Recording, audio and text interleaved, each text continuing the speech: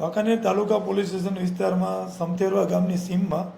તારીખ 8/4/2000ના રોજ એક અજાણ્યા પુરુષની નિર્વસ્ત્ર હાલતમાં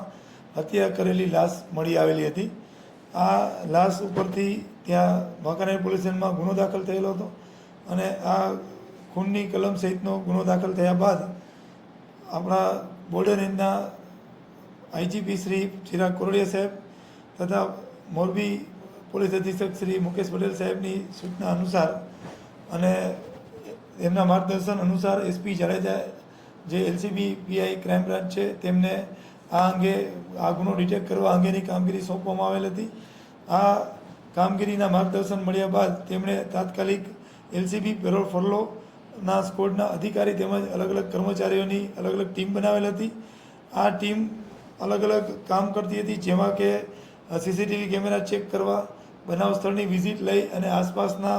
માહોલથી માહિતગાર થવું, શંકાસ્પદ વાહનોની અને ઇસમોની અવરજવર બાબતેની બાતમી મેળવવી, તેમજ આ ઇલેક્ટ્રોનિક સર્વેલન્સ કરવું અને મોબાઈલ ફોન ઉપર પણ આ અંગે માહિતી મેળવવી। જે દરમિયાનમાં ખાનગી બાતમી રાહે એસપી જાડેજા સાહેબ અને તેમના કર્મચારીઓને એક બાતમી મળી કે આ અંગે જે શકદારો છે એના નામ આ હોઈ શકે છે અને માણસોએ મર્ડર કરેલું હોવાનું જણાય છે। જે શકના આધારે આ કામના આરોપીઓ સંદીપ ધનજીભાઈ ઝાલરિયા, જે રહેવાસી મોરબી સનાળા રોડ ઉમિયા સર્કલ પાસેના છે, તેમની સાથે એલિસ જસમતભાઈ ઉર્ફે જયંતિભાઈ ઝાલરિયા, દિવ્યેશ ગોવિંદભાઈ ઝાલરિયા, મુનો ઉર્ફે વરુણ રૈયાભાઈ ગોલતર, રાજેશ રમેશભાઈ ડાભી, રાજીવ ઉર્ફે રાજુ કામેશ્વર પ્રસાદ, આ 6 આરોપીઓને ત્યાંથી પૂછપરછ માટે લાવવામાં આવ્યા અને સઘન પૂછપરછ દરમિયાન આરોપીઓ તૂટી જતાં તેમણે આખો જે બનાવ છે એ કબૂલ કરેલ અને મરણ જનાર છે એ ત્યાં જે આ મુખ્ય આરોપી સંદીપભાઈ ધનજીભાઈ છે તેના રહેણાંકના મકાને ચોરી કરવા આવી ચડેલ હતો। તેના ખિસ્સામાંથી હોન્ડા અને એક્ટિવાની ચાવી મળી આવેલ, જેથી ત્યારબાદ પોતાના ડ્રાઈવરની મદદથી આ સંદીપભાઈ એને માથક પાસે આવેલ પોતાના સોલાર ફાર્મે લઈ ગયેલા હતા અને ત્યાં પ્લાસ્ટિકના પીવીસીના પાઇપ અને જે ફર્નિચર કામ ચાલી રહ્યો તેની પીવીસીની પટ્ટીથી આ ઈસમને ઢોરમાર મારેલો હતો અને ઢોરમાર માર્યા બાદ આ માણસ છે એ બેહોશ જેવી હાલતમાં હોય એને લઈ અને ત્યાંથી સમથેરવા ગામની સીમમાં અવાવરું જાડી ઝાખરાવાળો વિસ્તાર છે ત્યાં એને મૂકી આવેલ હતા અને ત્યારબાદ બીજે દિવસે જ્યારે